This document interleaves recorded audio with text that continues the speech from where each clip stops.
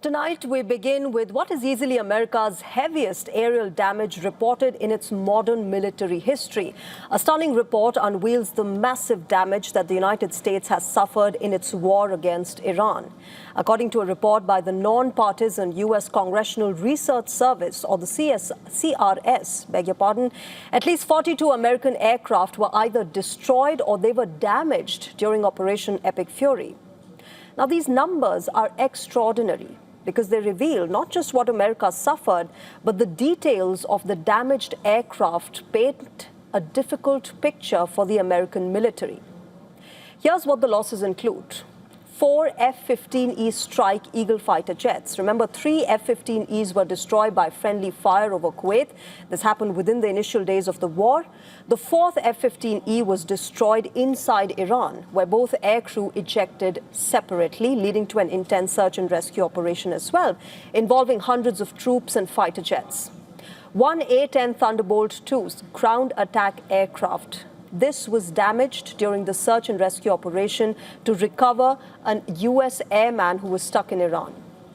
2 MC-130J Commando II. Now, these were intentionally destroyed by American forces on the ground in Iran during a rescue operation after they were unable to depart.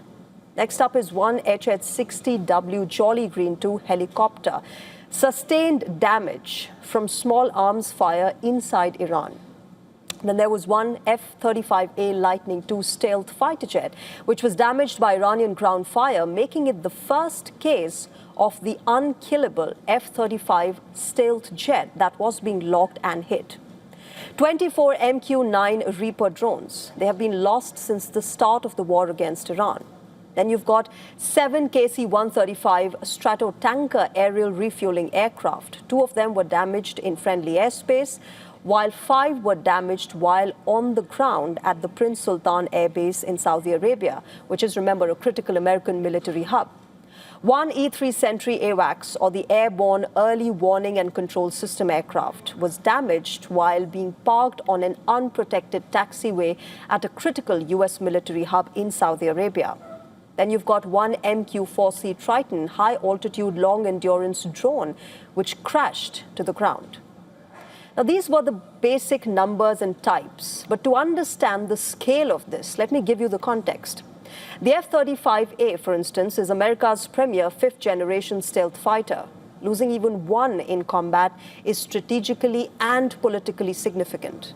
The aircraft costs roughly $80 to $100 million, depending on configuration and support package. The E-3 Sentry AWACS, for instance, is another, even more critical aerial ammunition. It's essentially a flying command center coordinating air battles, tracking missile launches, and managing battlefield awareness. Now, these aircraft are rare and they're expensive, with replacement costs running into hundreds of millions of dollars. Then there are the drones. The report claims that the United States lost 24 MQ-9 Reaper drones. These are the workhorses of modern American surveillance and precision strike warfare. Each MQ-9 costs roughly between $16 and $30 million, depending on equipment. Now, if you combine these two, the estimated losses and repair costs reportedly push the overall financial burden of the operation close to $29 billion. And mind you, not just militarily, America has struggled through financial burden as well.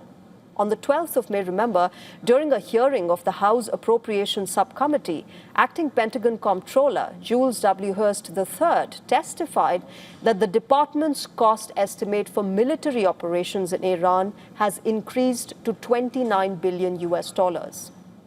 But even after this, I say the point is not just how many aircraft were lost. The real question is, what does this reveal about Iran's air defense capabilities? Remember, for decades, the United States built its military doctrine around the assumption of air superiority. From Iraq in 1991 to Kosovo, Libya, Syria, and more recently Afghanistan, the U.S. Air Force has always operated with an overwhelming dominance of the skies. But this now seems to be changing. Multiple reports have suggested that Iran relied on a layered defense strategy. Mobile surface-to-air missile systems, radar networks, drone swarms, electronic warfare, and manpads or short-range shoulder-fired missiles. If you remember, on the 3rd of April, an American F-15E Strike Eagle was reportedly shot down over Iran. The crew ejected, leading to the massive search and rescue operation by American forces deep inside Iranian territory, and days and many difficulties later, the two pilots were rescued. Now, this entire incident points to something deeper. This war is exposing vulnerabilities in American logistics. There are also growing questions about transparency. Several reports, remember, note that the CRS compiled information from the Pentagon statements, CENTCOM releases, media reportage, and battlefield assessments, but also warned that the numbers could still change due to classification restrictions, incomplete battle damage assessments, and the ongoing combat operations. And this matters because historically, wartime casualty and equipment loss figures are often revised months or years later. Governments sometimes underreport losses during active wars, something that the Trump administration has been accused of as well. But it leads us to the big question, staring down at the United States. Did Donald Trump overestimate America's military stance in Operation Epic Fury?